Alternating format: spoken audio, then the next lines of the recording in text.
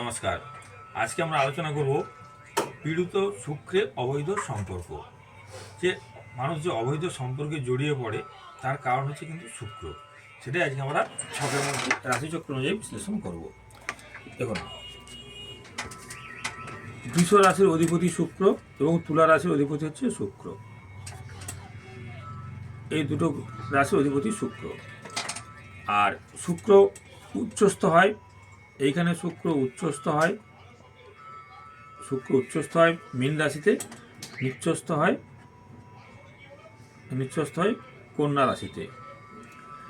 শুক্রের নিজস্ব ঘর বৃষ এবং তুলা, এই দুটো রাশির অধিপতি শুক্র। শুক্র উচ্চস্থ হয় মীন রাশিতে, নিচ্চস্থ হয় কন্যা রাশিতে।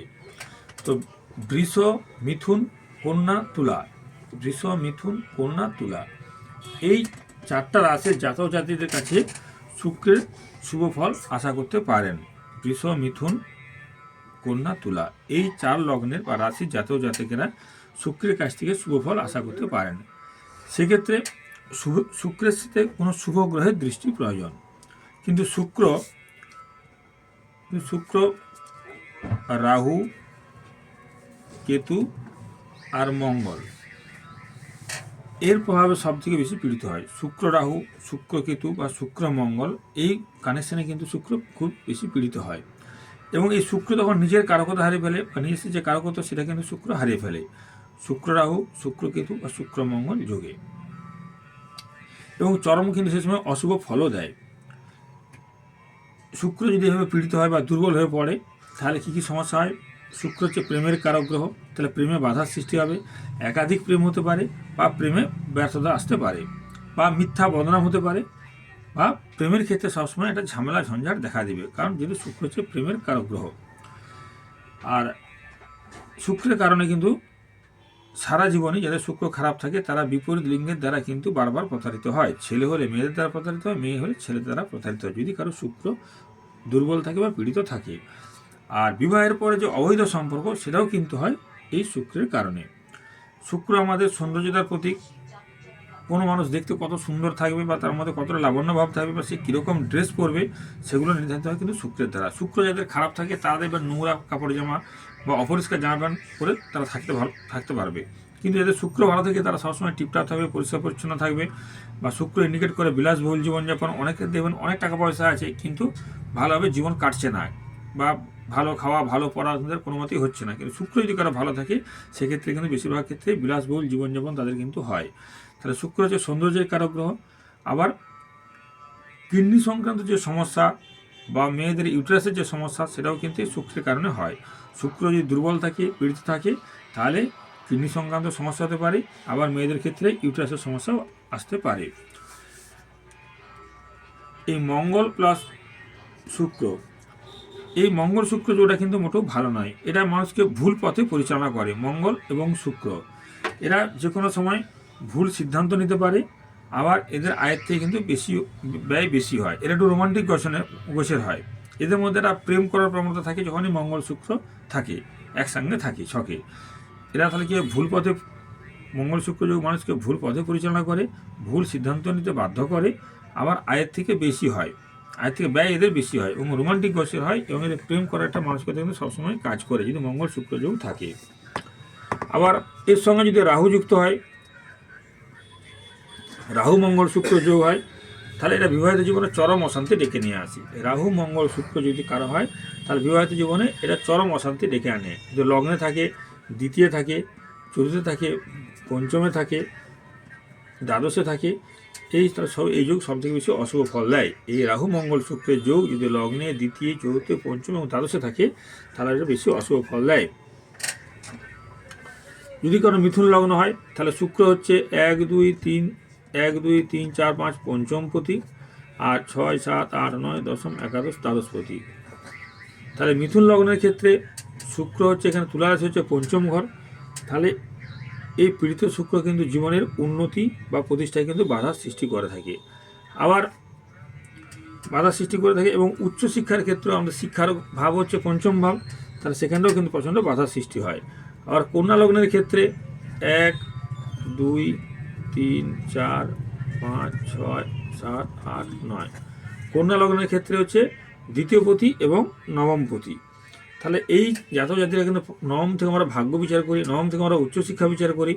তাহলে যদি কন্যা লগ্নের ক্ষেত্রে শুক্র দুর্বল থাকে বা পীড়িত থাকে, তাহলে তার উচ্চশিক্ষায় বাধা আসবে, ভাগ্য সার দিবে না, এবং সে কখনোই কিন্তু মাথা তুলে দাঁড়াতেও পারবে না, টাকা পয়সাও সে কখনো রাখতে পারবে না, যেহেতু দ্বিতীয় পতি।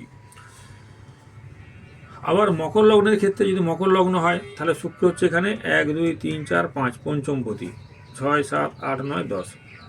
তাহলে মকর লগ্নের ক্ষেত্রে শুক্র যদি খারাপ হয়, তাহলে তার প্রেমের ক্ষেত্রে ডিস্টার্ব, বুদ্ধিমত্তার ক্ষেত্রে ডিস্টার্ব, এবং দশম ভাব হচ্ছে কর্মভাব, কর্মভাবের ক্ষেত্রে কিন্তু ডিস্টার্ব হবে যদি মকর লগ্নের ক্ষেত্রে শুক্র খারাপ থাকে। এবং এটা কিন্তু পেটের সমস্যা আনে, বা মস্তিষ্ক নিয়ে সমস্যা আনে, প্রেমের সমস্যা বা কর্ম নিয়ে সমস্যা কিন্তু দেখা দিবে, বা সন্তান নিয়েও সমস্যা কিন্তু দেখা দেয়, যেহেতু পঞ্চম ভাব যুক্ত আছে। মকর লগ্নের ক্ষেত্রে পঞ্চম ভাব শুক্র, বিশ্বরাশি শুক্র অধিপতি শুক্র যদি থাকে, তারা সন্তান নিয়েও কিন্তু সমস্যা দেখা দিবে। আচ্ছা, শুক্র হচ্ছে যানবাহনের কারক গ্রহ। আমরা যখন কোনো বিচার করি যে কারো গাড়ি বাড়ি হবে কিনা, যখন আমরা গাড়ি বিচার করব, তখন হচ্ছে চতুর্থ ভাব, তার সঙ্গে কিন্তু আমরা অবশ্যই শুক্রের পজিশন দেখব। তাহলে চতুর্থ ভাব প্লাস শুক্র ভালো থাকলে তবে তার গাড়ি কিন্তু হবে, বা যে কোনো রকম যানবাহন যোগ যেটা আমরা দেখি সেটা চতুর্থ ভাব এবং শুক্রকে দেখি। শুক্র যদি খারাপ থাকে, সেক্ষেত্রে কিন্তু যানবাহন কিন্তু চট করে হতে চায় না। আবার বিদেশ ভ্রমণ, সেটাও কিন্তু শুক্রের আন্ডারে অনেকটা থাকে। তাহলে এইভাবে শুক্র আমাদের বিভিন্ন লগ্নের ক্ষেত্রে বিভিন্ন রকম কিন্তু ফল দিয়ে থাকে। শুক্র যদি নিজের ঘরে থাকে, অর্থাৎ বৃষ রাশিতে থাকে, বা তুলা রাশিতে থাকে, বা তুঙ্গ ক্ষেত্র মীন রাশিতে থাকে, তাহলে কিন্তু এই অনেক ক্ষেত্রে ভালো ফল দেয়। আর রাহু কেতু মঙ্গলের যদি পাল্লায় পড়েছে, যদি রাহু কেতু মঙ্গলের সঙ্গে থাকে, তাহলে সবসময় কিন্তু শুভ ফল দিতে পারে না। এক্ষেত্রে কিন্তু অনেক সময় গ্রহরত্ন পরেও কিন্তু কাজ হয় না। এই শুক্রের জন্য যদি আমরা ডায়মন্ড পরি, বা ডায়মন্ড পরি, বা জারকন পরি, বা ওপাল পরি, অনেক সময় কিন্তু এই শুক্রের জন্য যে নির্ধারিত গ্রহরত্ন, এগুলো পরেও কিন্তু কাজ হয় না। যখনই শুক্রের দশা আসে, অন্তর্দশা আসে, যদি শুক্র রাহু মঙ্গল যুক্ত, শুক্র রাহু মঙ্গল যুক্ত হয়, তাহলে রাহু মঙ্গলের দশান্তদশাও কিন্তু, তাহলে কিন্তু এই শুক্র চরম অশুভ ফল দেয়। যখন শুক্রের দশান্তদশা আসবে, তখন চরম অশুভ ফল দেবে। বা রাহু শুক্র মঙ্গলের যদি কানেকশন থাকে, তাহলে রাহু মঙ্গলের দশান্তদশা যখন আসবে, তখন কিন্তু এই শুক্রের চরম অশুভ ফল দিয়ে থাকে।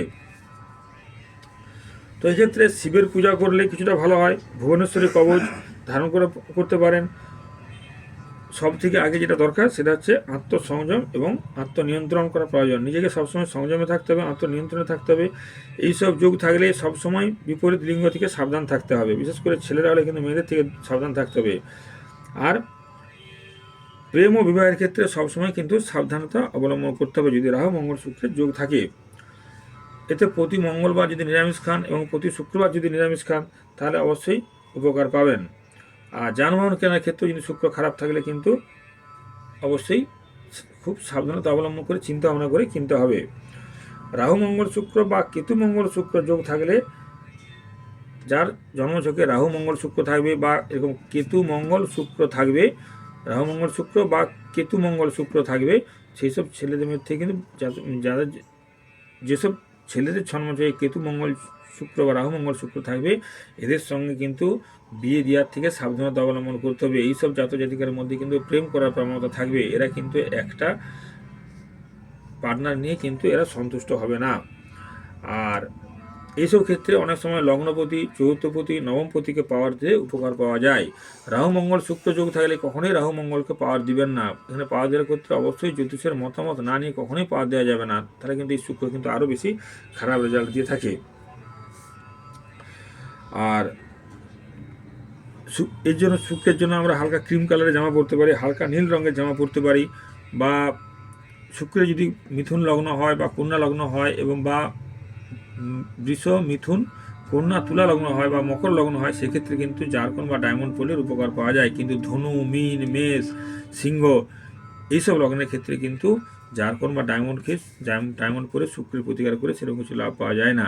বিশেষ করে যারা কম্পিউটার সায়েন্স নিয়ে পড়েন, বা যারা সিনেমা জগতের সঙ্গে যুক্ত, বা যারা যে কোনো গ্ল্যামার ওয়ার্ল্ডের সঙ্গে যুক্ত, বা যারা গাইনো ডাক্তার, সেটাও কিন্তু শুক্রের দ্বারা নির্ধারিত হয়।